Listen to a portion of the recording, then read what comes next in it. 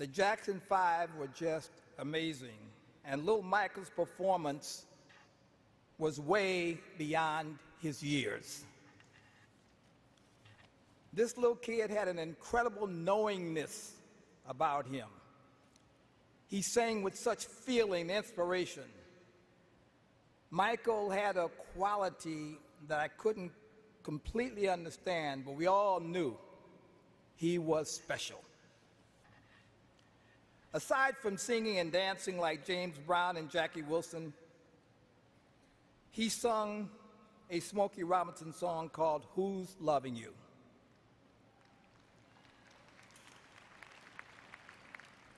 He sang it with the sadness and passion of a man who had been living the blues and heartbreak his whole life. And as great as Smokey sang it, I thought Michael was better. You know. I went to Smokey and I said, "Hey man, I think he got you on that one." Smokey said, "Me too." That was Motown. Motown was built on love and competition, and sometimes the competition got in the way of the love, but the love always won out. We competed on everything. In California, we had a baseball game every week, the Jacksons versus the Gordys. Unfortunately for us, Tito and Jackie were big home run hitters. They would knock the ball out of the park. But then, so was my son, Barry. And I'm not going to tell you who won most of the games, but I will tell you that the Gordys cried a lot. And even though Little Michael was the catcher for the Jacksons and missed a lot of balls, we still cried a lot. But we swam and we joked and we played games. And when Michael performed his songs, you could feel the happiness in his soul, because that's what he loved to do. Michael inspired me so much that for days I walked around humming a bright little happy tune with him in mind. Oh, baby, da da dee da da, da da da da da. Then I put a group together and we came up with 4 hit records for them: I Want You Back, ABC, The Love You Save, and I'll Be There.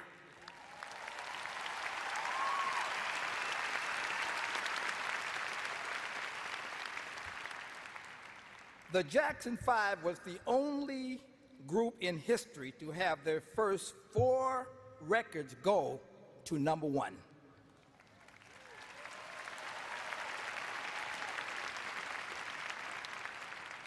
In 1983, the brothers reunited and returned to do Motown 25th anniversary show. After a high-powered, dazzling medley of their songs, Michael took the stage alone and made pop history. From the first beat of Billie Jean and the toss of that hat, I was mesmerized. But when he did his iconic moonwalk, I was shocked. It was magic.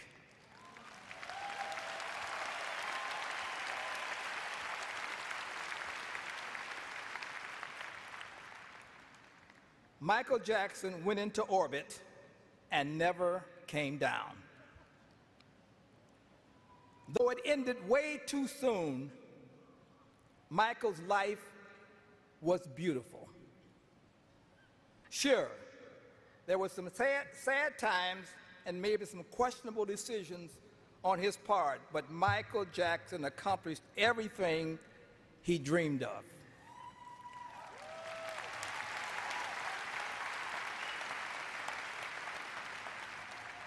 At 10 years old, he had passion. He had passion to be the greatest entertainer in the world, and he was willing to work as hard to do whatever it took to become what he indeed became, the undisputed king of pop, the world over.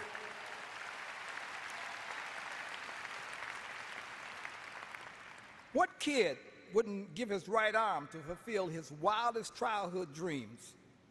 Michael loved it all, every moment on stage, every moment in rehearsal.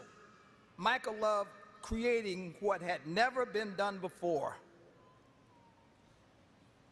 He loved everything and everybody, especially his fans.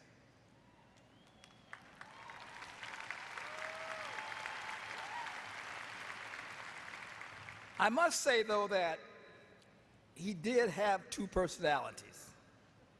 Off stage, he was shy, soft-spoken, and childlike. But when he took the stage in front of his screaming fans, he turned into another person. A master, a take-no-prisoners showman. It was like kill or be killed. I mean, Michael was awesome, totally in charge. In fact, the more I think and talk about Michael Jackson, I feel the king of pop is not big enough for him. I think he is simply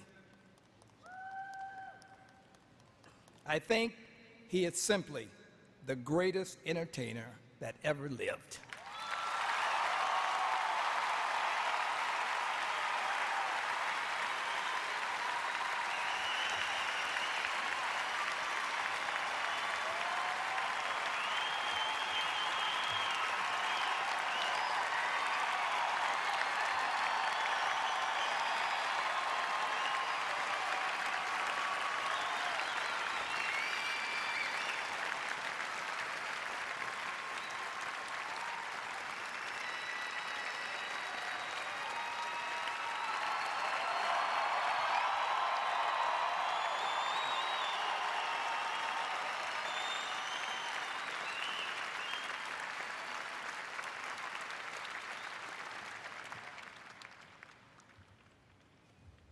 Michael, thank you.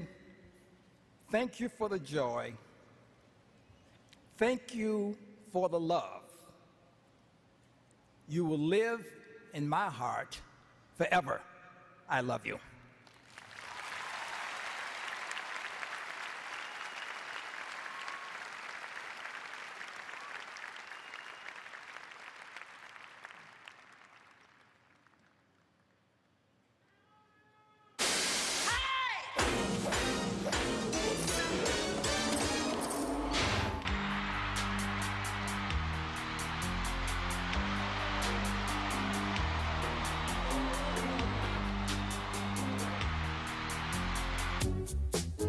What Michael Jackson is achieving. American Music Award presents the Michael Jackson this year.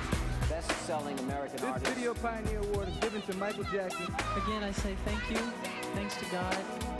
In the past, I've gone from where is he to here he is again. I love you, Michael. But I must confess, it feels good to be thought of as a person, not as a personality.